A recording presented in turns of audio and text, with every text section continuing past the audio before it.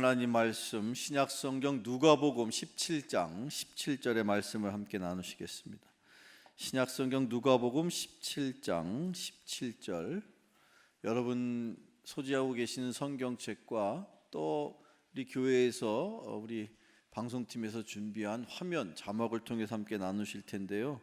제가 일부 예배 때도 그런 말씀을 올렸습니다만 여러분들 성경책을 그냥 집에다가 이렇게 책꽂이에다가만 꽂아두시지 말고 특히 주일날은 더더군다나 우리가 주님 앞에 예배드릴 때에 이 성경 말씀을 늘 항상 이렇게 가까이에 소지하시면 좋습니다.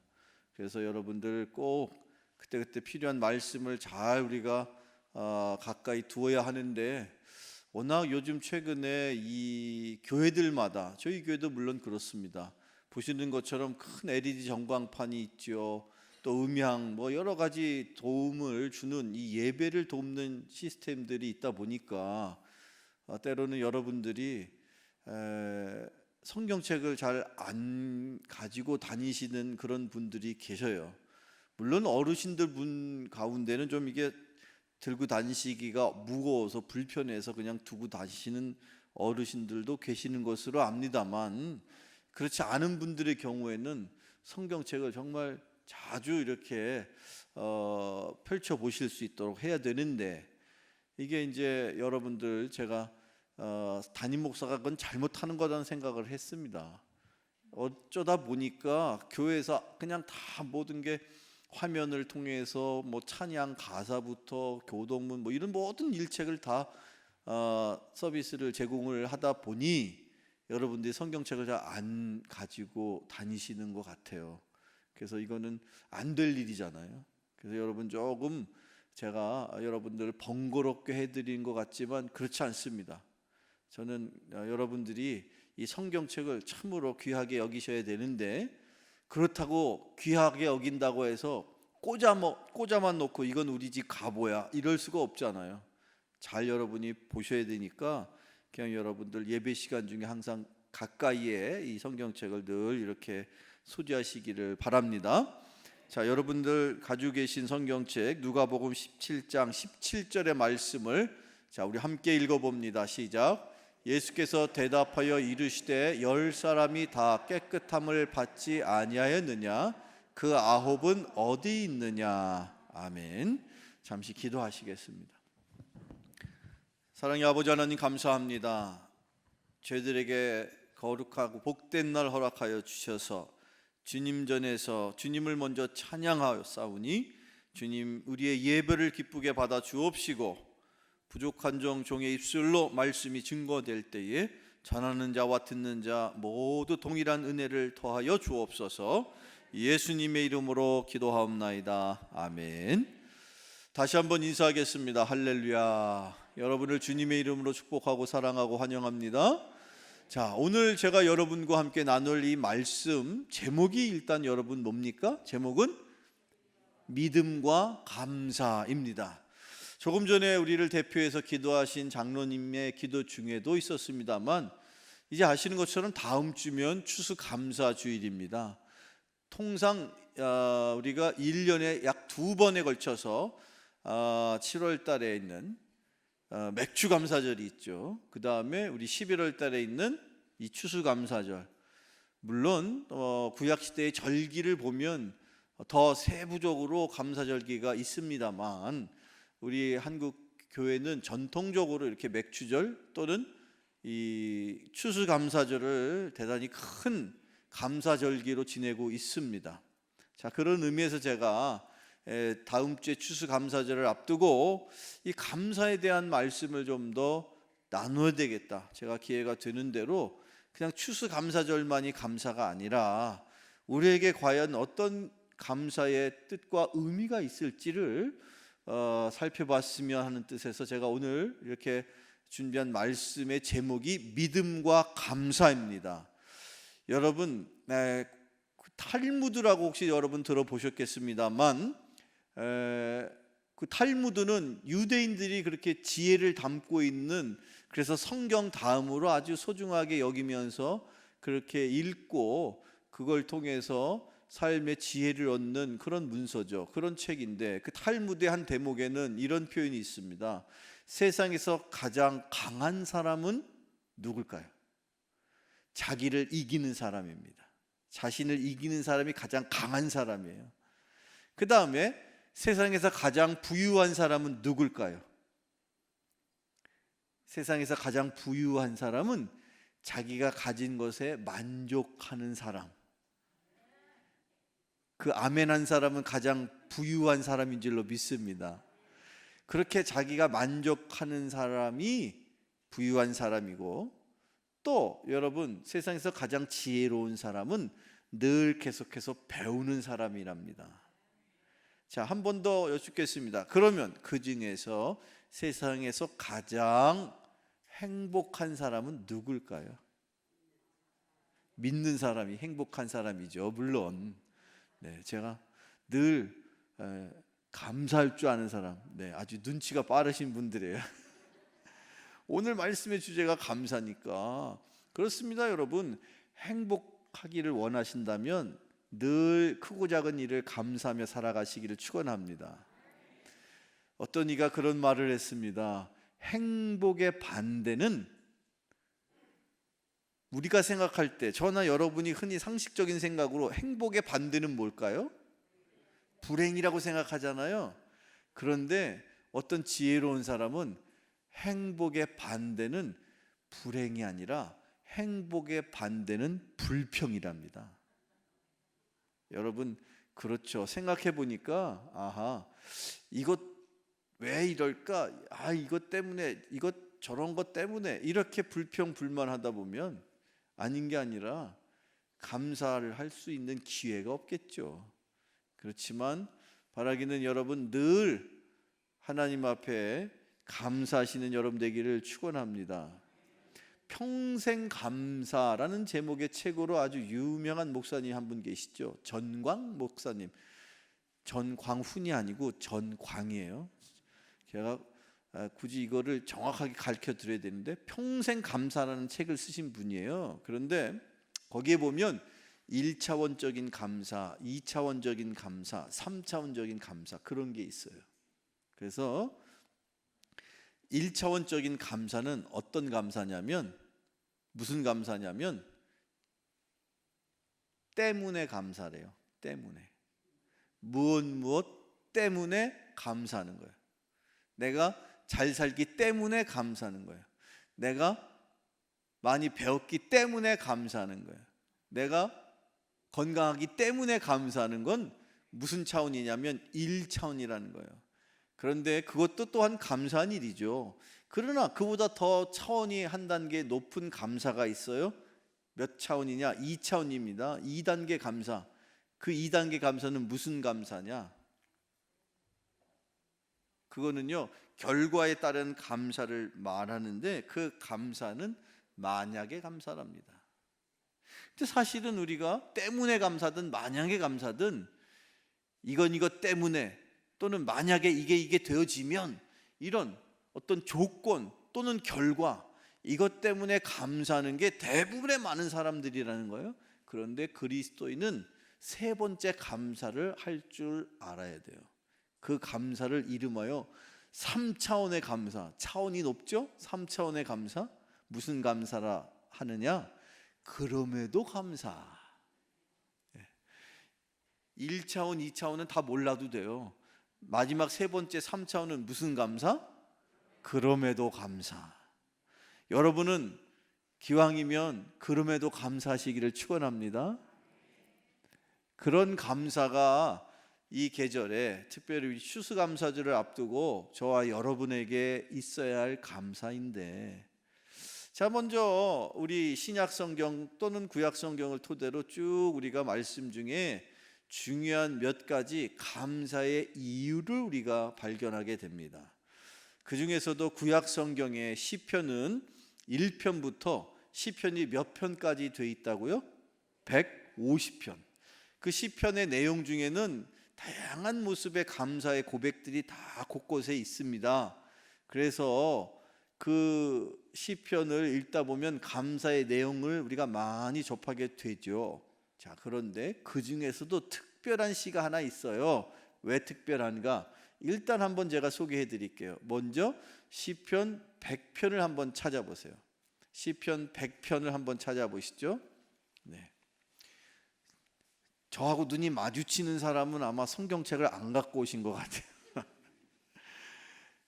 물론 화면으로 준비되어 있습니다만 시편 100편을 찾아보시면 일단 시편 100편에 1절을 읽기에 앞서서 그 시편 100편에 조그만 소 제목이 하나 붙어 있어요.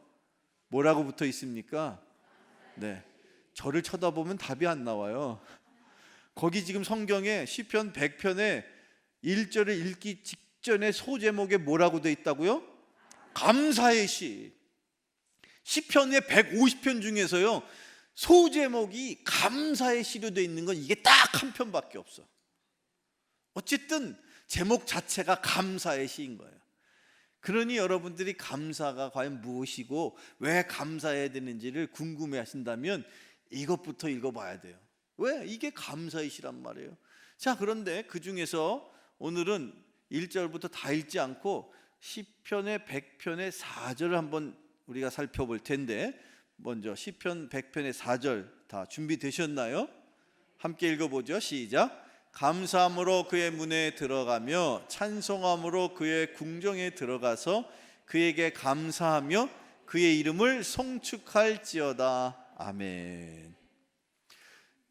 여러분들 혹시 우리 교회 드림교회 들어오시면서 열체크도 하고 또 심지어 새 가족들 중에는 또 방명록에다가 성함도 쓰시고 또 급할 때 어떤 일이 일어날지 모르니까 연락처도 쓰고 하는 그런 번거로운 일들이 있으셨잖아요. 지금은 처음에는 그게 너무 어렵고 힘들었지만 요즘에는 그거 당연히 다 해야 되니까요. 그거에 대해서 누가 뭐라고 할 사람은 없겠습니다.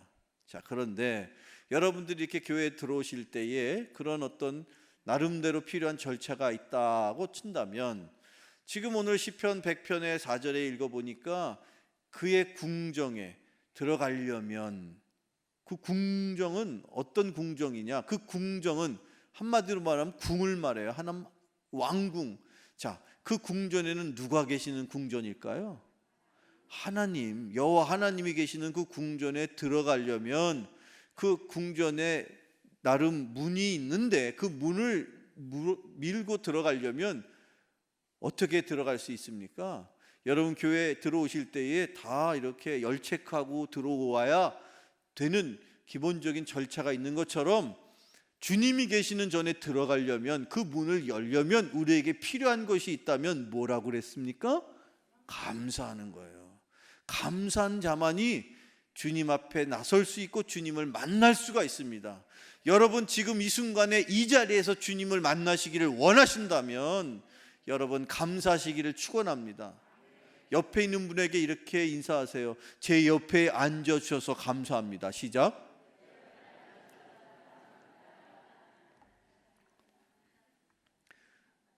느닷없이 인사를 시켜드려서 죄송합니다만 꼭 굳이 이렇게 안 하더라도 여러분 늘 항상 이 교회 안팎에서 여러분들 누구를 만났든지 늘 감사할 수 있기를 바랍니다. 근데 교회에서만이 아니라 여러분들 각 가정에서, 여러분 사회생활하는 중에 어느 상황과 어떤 누구하고도 감사할 수 있다면 그것은 바로 우리 그리스도인이 꼭 해야 할 일인 줄로 믿습니다. 더더군다나 신약 성경에 또 한 대목을 찾아보면 기가 막힌 말씀이 나와요. 신약 성경 사도 바울이 일찍이 데살로니가 교인들에게 이런 말씀을 전하고 있는데, 신약 성경 데살로니가 전서 여러분 5장 18절 말씀을 한번 보시겠습니다. 이것도 한번 여러분 성경책을 펼치셔서 찾아보시는데요, 우선은 누가복음 17장은 여기다가 다 표시를 해 두셔야 돼요. 조금 이따 다시 이제 누가복음 17장 읽자고 할 때가 있으니까. 그렇죠, 여러분. 자, 제가 준비한 두 번째 말씀 데살로니가 전서 5장 18절을 다 찾으셨나요? 네, 아직도 이렇게 찾고 계시는 소리가, 성경책을 넘기는 소리가, 자, 한번 찾으셨다면 다 차셨으면 같이 한번 읽어봅니다. 시작. 범사에 감사하라. 이것이 그리스도 예수 안에서 너희를 향하신 하나님의 뜻이니라. 아멘. 감사하는 것이 누구의 뜻이라고요? 하나님의 뜻입니다. 여러분, 하나님의 뜻대로 살기를 원하신다면 여러분이 어떻게 사셔야 된답니까? 감사하시면서 사시기를 바랍니다. 감사가 대단히 중요한 것을 이미 우리는 성경을 통해서 구약 성경에서 또 신약 성경에서 살펴봤잖아요. 여기 있는 이 구약과 신약의 성경뿐만 아니라 성경은요, 줄기차게 창세기로부터 마지막 말씀인 요한계시록까지 감사 이야기가 없는 경우가 한 번도 없습니다. 늘 그렇게 감사를 강조하고 있다라는 말씀이죠. 자, 그런 중에서 오늘은 특별히 이 감사가 또 어떤 의미로 중요한 것인지를 예수님이 주신 가르침을 통해서 한 번 더 깊이 살펴볼 텐데, 그것이 오늘 본문인 누가복음 17장에 기록되어 있는 말씀이고, 그 말씀 우리 여러분 한번 11절부터 계속 19절까지의 말씀 중에서 거두절미하고 중요하다고 생각되는 16절부터 19절까지 한번 제가 여러분하고 나눌 테니까 한번 잘 우리 같이 보시도록 하겠습니다. 자, 누가복음 16절 그리고 계속해서 19절까지 이 시간에 함께 여러분하고 제가 한번 이번에 한번 교독으로 제가 한번 읽고 여러분이 한번 읽고 그렇게 한번 읽어보겠습니다. 교독으로 읽어보겠습니다. 제가 먼저 읽겠습니다. 예수의 발 아래에 엎드려 감사하니 그는 사마리아 사람이라.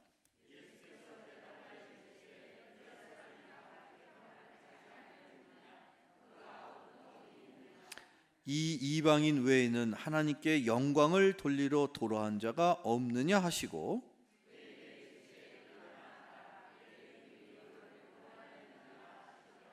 아멘. 자, 이 대목을 제가 조금만 더 구체적인 상황을 설명하자면, 예수님께서 어느 날 예루살렘이라는 아시는 대로 이 성전이 있는 이스라엘 사람들이 가장 중요하게 생각하는 성전이 예루살렘에 있습니다. 근데 그 예루살렘을 가기 위해서 한 지역을 거쳐가야 되는데 그 거쳐가는 과정에서 일어난 일이에요. 어떤 일이 일어났느냐? 예수님과 당시 제자들이 열심히 저 멀리 예루살렘까지 가는 와중이었는데 어느 날 어느 지역을 지나는 중에 예수님 저희를 고쳐주세요 하면서 멀리서 예수님을 찾는 다급한 소리가 들리는 거예요. 그 소리에 귀를 기울이신 예수님께서 그 소리가 어디에서 나는지를 살펴보셨는데 마침 조금 멀리 떨어져 있는 곳에서 그 소리가 들리는 거예요. 근데 그 소리는 이름하여 당시에 사회로부터 완전히 격리되어서 도저히 사회 일반적인 생활을 할 수 없는 그런 지경에 있는 환자들, 특별히 어떤 병에 걸린 환자들이 주로 그렇게 사회로부터 완전히 격리되어 가지고 마치 유배를 당해서 그렇게 사는 것처럼 그렇게 그런 어려움 속에 있었느냐. 어떤 병이었을까요? 네, 예전에는 나병이라고 표현을 했지만 지금 우리가 쓰고 있는 이 성경, 이 성경마다 그때 옛날의 표현과 지금의 표현이 조금씩 다르죠. 지금은 뭐라고 표현되어 있어요? 여기 성경 말씀에 12절에 나병 환자 이렇게 표현되어 있어요. 아주 옛날 성경에는 문둥병 이렇게 되어 있거든요. 근데 그게 인권을 좀 이렇게 무시하는 그런 표현을 해가지고 문둥병이라는 말은 절대 쓰지 않아요. 그래서 뭐 나병이라는 게 틀린 것은 아닙니다만 여기 어쨌든 우리 그렇게 흔히 우리가 알고 있는 문둥병 또는 나병, 뭐 이걸 의학적으로는 뭐 한센시병이라고 표현하기도 하는데 뭐 다양한 표현이 있지만 그 표현이 중요한 게 아니라 그 예수님에게 지금 찾아온 사람들이 어떤 사람이냐는 거예요. 일반 사람들이 아니죠. 참으로 어처구니 없는 인생을 살고 있는 사람들이에요. 병도 고칠 수 있는 병이 있고 못 고치는 병이 있어요. 못 고치는 병, 그 중에서도 이 나병은요, 당시에 유대인들의 입장에서는요 엄청난 죄를 지었기 때문에 그 형벌로 하나님이 주시는 천형이야, 하늘의 벌이야. 지금으로야 뭐 그게 의학적으로 설명을 해가지고 이런 이유 때문에 병이 그렇게 발병돼서 아픈 거다라고 설명은 구체적으로 할 수 있지만, 당시의 의학적인 상식에서는, 아니 의학적인 상식에서가 아니라 일반적으로 유대인이 갖고 있는 율법 가운데에서 나병은요, 문둥병은요, 하나님 앞에 벌을 받았기 때문에 그 병을 앓고 있는 것이고, 그 병은 웬만해서는 죽을 때까지 고칠 수가 없는 병이다. 그래서 그 병이 특별히 유대인들에게 잘못하면 이게 전염되거나 잘못하면 이게 영향을 주고받을 수 있기 때문에 아예 그 병이 발병한 사람은 격리를 시켜버려요. 그냥 한정되어 있는 공간에서만 살게 돼 있어요. 그런 사람들이 당시에 제법 있었나 보죠. 그날따라 그렇게 나병 환자들이 몇 명이 모여 있었다고요? 10명이 모여 있었다는 거예요. 그 10명이 멀리서, 왜 멀리서냐면 가까이 갈 수가 없어요. 일반적으로 건강한 사람에게 다가갈 수가 없는 거예요. 다가갔다가는요, 기다렸다는 듯이 돌팔매를 당하게 돼 있어요. 나병 환자는요, 지나가다가 저 멀리서 보여도 돌을 집어 던져가지고 어디 니까 것이 여길 감히 어슬렁거려, 이런 식으로 쫓아버렸단 말이에요. 그런데 가까이 왔다가는요, 돌마저 죽게 생겼어요. 그러니 할 수 없이 저 멀리서 바라보기만 하고 예수님이 지나간다는 소식을 들었는데, 마침 예수님께서 병을 고치신대, 놀라운 능력이 있으시대. 그 소식을 듣는 환자들이 한결같은 마음으로 예수님에게, 예수님 저희 병 좀 고쳐주세요. 자, 그랬을 때 예수님이 어떻게 말씀하시느냐? 그래, 내가 알았다. 너희들의 형편을 안다. 그러니 지금 너희들 이제 거기서 그렇게 머물러 있지 말고 제사장에게 가서 너의 몸을 보여라. 자, 그런데 문제는 뭐냐? 그렇게 예수님이 선포하시는 그 순간 나병 환자들이 자기의 손이나 얼굴이나 어디를 만져봐도 제사장에 갈 형편이 돼요, 안 돼요? 안 된 거예요. 아니, 제사장에게 가려면요, 죽을 각오를 하든지 아니면 깨끗하게 나았든지 둘 중에 하나인데, 물론 죽을 각오를 했을지 모르겠지만 한 가지, 낫지를 않았단 말이에요. 그런데 어찌된 영문인지 예수님이 당시에 나병 환자 10명에게 제사장에게 가봐 라고 했을 때 단 한 사람도 그 예수님의 명령에 거스르지 않고 어찌된 영문인지 일사불란하게 제사장을 향하여 갔다. 그런데 그렇죠, 아멘입니다. 왜 아멘이냐면 그 순간에 아무리 예수님 아니라 예수님 아버지가 오셔서 너 가라 해도 거기 가면 돼요, 안 돼요? 당장에 가면 죽거든요. 가다가 죽는단 말이야. 제사장을 만나는 건 고사고 가는 길에 돌 맞아 죽는 게 그때 당시 상황이라고 친다면, 과연 그 문둥병 환자들이, 나병 환자들이 무슨 각오를 갖게 되었는지 모르겠으나 아마 어쩌면 그랬을지도 몰라요. 내가 어차피 한 번 죽는 인생 2번 죽겠어? 어차피 지금 사나 죽으나 마찬가지야. 그러니 예수님이 나보고 하란 대로 한번 그냥 믿고 해보자 하고선 실제로 제사장에게 갔습니다. 그런데 가는 동안에 무슨 일이 벌어졌습니까? 깨끗이 그 나병이 나은 줄로 믿습니다. 이 과연 놀라운 기적은 어떻게 이루어졌습니까?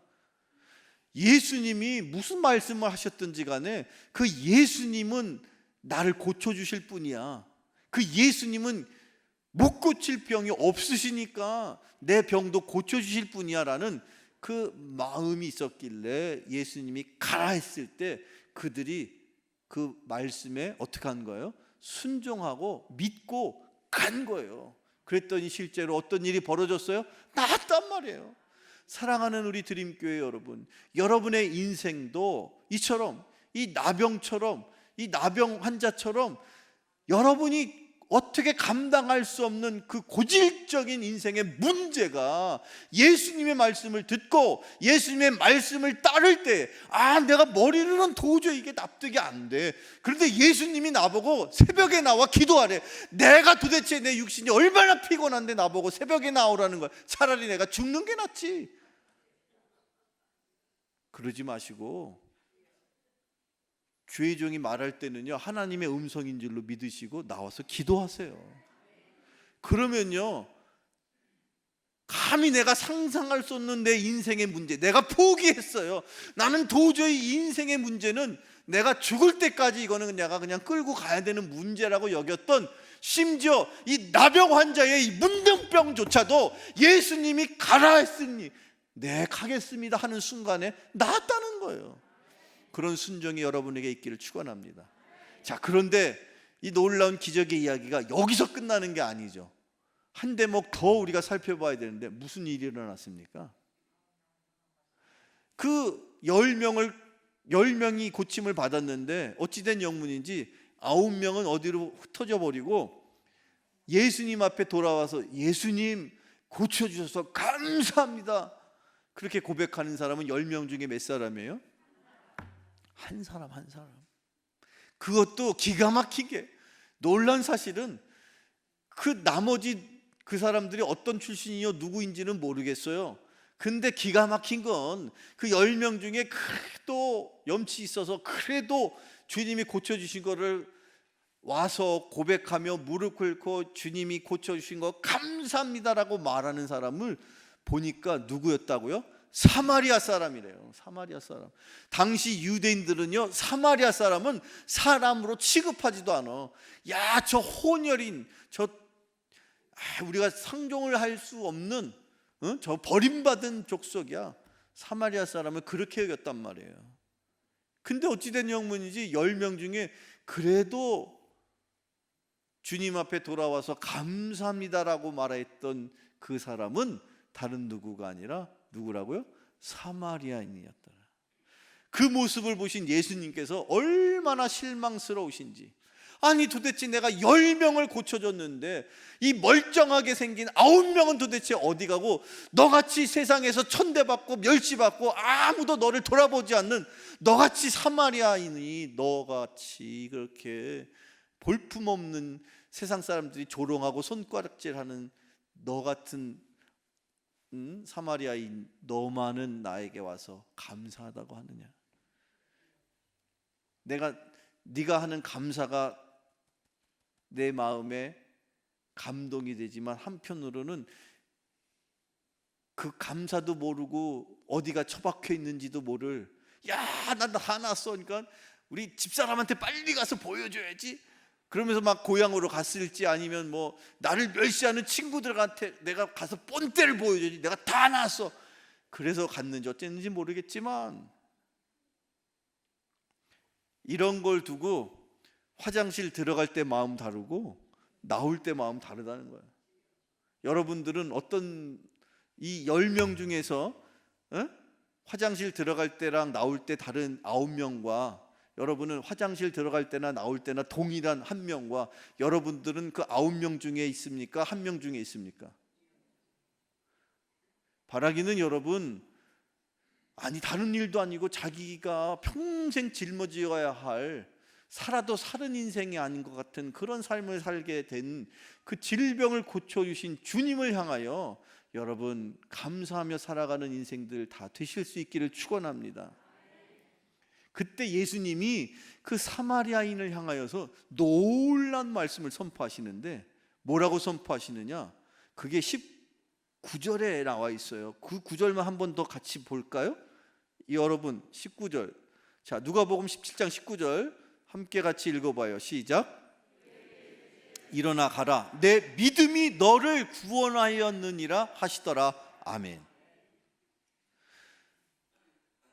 사마리아인은요, 고침을 받은 게 너무 감격스러워서 할렐루야, 주님은 저를 고쳐주셨습니다, 제가 평생토록 이 은혜 갚으며 살겠습니다, 아마 감격스러운 그 상황에서 무슨 말인들 못했겠어? 여러분들 같으면 어떻게 했겠습니까? 평생 내가 맹세합니다, 예수님을 꼭 영원토록 모시겠습니다, 살겠습니다, 별소리를 다 했을 것 같아.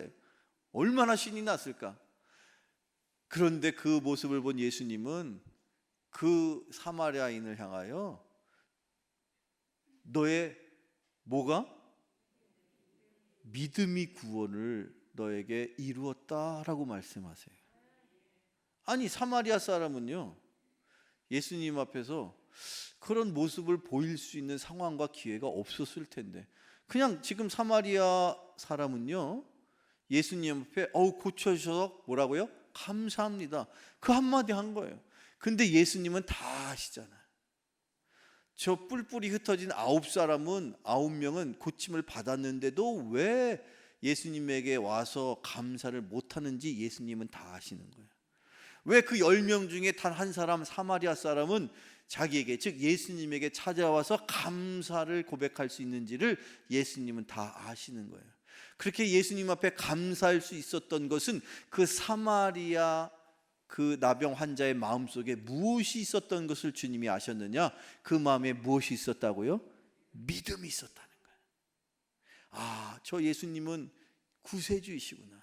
저 예수님은 나뿐만 아니라 인류를 구원하신 하나님이시구나. 그의 믿음이 있었기에 열일 제쳐놓고 어쨌든 예수님 앞에 와서 무릎 꿇고 감사할 수 있었던 거예요. 여러분에게도 그런 믿음이 있기를 축원합니다. 믿음이 있는 사람이 주님을 향하여서 감사를 고백하는 거예요. 그래서 주님은요, 주님은 그게 너무너무 감격스러우셨던 것 같아요. 그런 나머지 그 사마리아인을 향하여 그냥 병만 고쳐주고 육신의 질병만 치유한 것으로 끝나지 않고 너의 믿음으로 내가 너에게 구원을 허락한다, 구원을 베푼다. 사랑하는 성도 여러분, 여러분이 육신의 삶의 문제가 해결되어서 하나님 앞에 감사합니다 했더니 하나님께서, 주님께서 알아서 내 영혼의 문제까지도 해결해 주시는 은혜가 여러분에게 있기를 축원합니다. 그래서 여러분이 감사하셔야 되는 거예요. 내 육신의 문제로 하나님 앞에 감사합니다 했더니 하나님은 웬걸, 내가 생각지도 않았는데 사마리아인이 주님 앞에 나와 나 좀, 내 영혼 좀 구원해 달라고 그렇게 하소연하지 않았어요. 그런데 주님은 그의 육신의 문제도 해결해 주셨을 뿐만 아니라 그 믿음을 보시고 구원까지 허락해 주셨던 것을 우리가 기억해야 할 줄로 믿습니다. 특별히 이 코로나 시대의 어려운 상황 속에서 한 해를 되돌아보면 과연 내가 아무리 생각해도 다음 주가 추수감사절이라는데 아무리 내가 머리로 생각해도 감사할 게 없는데 뭘 도대체 감사한단 말인가? 그러나 그렇지 않습니다. 먼저 여러분, 그럼에도 불구하고 감사하시면 여러분이 생각지 않고 여러분이 미처 깨닫지 못하는 그 놀라운 영적인 축복 또한 하나님께서 주실 줄로 믿습니다. 그래서 우리가 감사해야 되는 거예요. 그래서 이 누가복음에 예수님께서 이 사마리아 나병 환자를 통해서 가르쳐 주셨던 것처럼 믿음은 구원을 이루고 우리의 감사는 기적을 이루는 것입니다. 한번 여러분 저를 따라서 이렇게 한번 고백해 보실까요? 믿음은 구원을 이루고 감사는 기적을 이룬다. 제가 이거 지어낸 말이거든요. 이걸 지어내고 나는 얼마나 마음이 그냥 너무너무 내 스스로가 만족스러운지, 내가 설교 이거 다 못해도 요거 한 대목만은 내가 꼭 우리 교인들한테 머리에다 심어줘야지, 마음에다 새겨줘야지. 여러분, 그렇습니다. 우리가 믿음으로, 이 사마리아인처럼 믿음으로 구원을 주님께서 이루어 주시고 우리가 감사할 때 우리의 삶 속에 놀라운 기적이 일어나게 되기를 축원합니다. 그 한번 해보세요. 시작.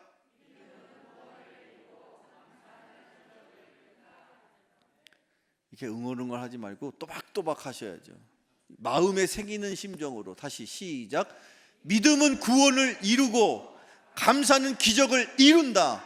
다시 한번 시작. 믿음은 구원을 이루고 감사는 기적을 이룬다. 믿음으로 구원을 이루시고 감사로 기적을 맛보며 살아가는 기적의 주인공 다 되시길 주님의 이름으로 축원합니다. 축원합니다. 축원합니다. 기도하겠습니다.